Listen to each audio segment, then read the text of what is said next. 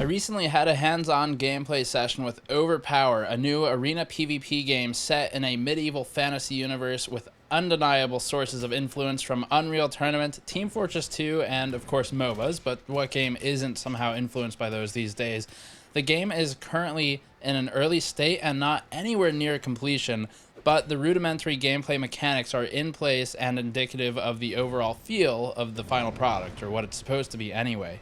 Overpower centers around the tried and true arena combat, often found in multiplayer shooters and FPS games, but relies upon medieval fantasy themes instead of modern military. So instead of going for a proper modern FPS, the Overpower team has gone for wizards, rangers, warriors, assassins, and those types of classes that you might find in an MMO or RPG, and each uses various player-selected abilities in the standard smattering of gameplay modes, including Team Deathmatch, and a Capture the Flag equivalent called Critter Capture, which we talked about in our previous video about Overpower.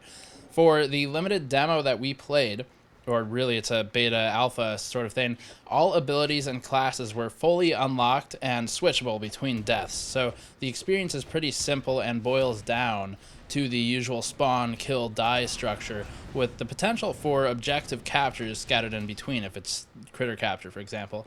It's within the kill portion of that flow where the game really shows itself. 3 core abilities accompany base attacks, one of which is unchangeable and specific to the class.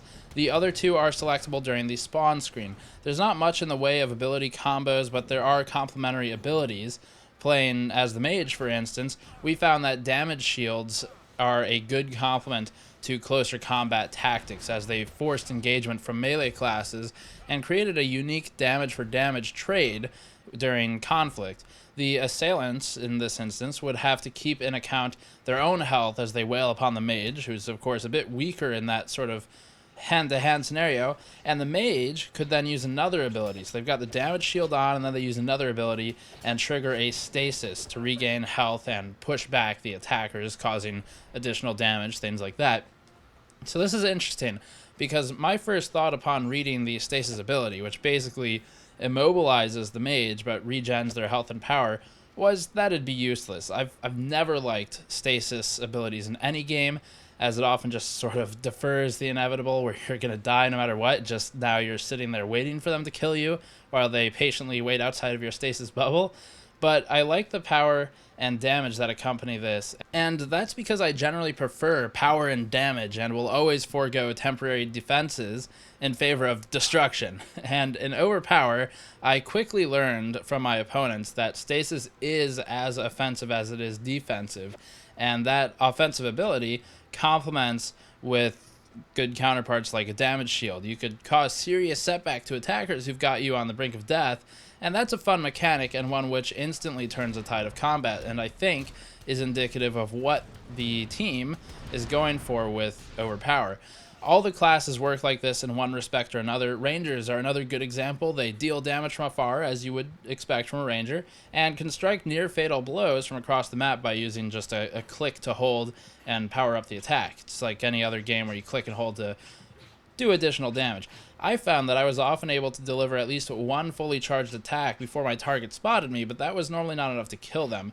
So by hiding up in the rafters somewhere or across the map, I'd use the first attack to cause a lot of damage, and then I used a homing arrow ability as a follow-up, and this worked exceedingly well, as the target would normally take cover from the first shot that I landed, but then the homing arrow would sort of figure out the rest of the dirty work for me and finish them off.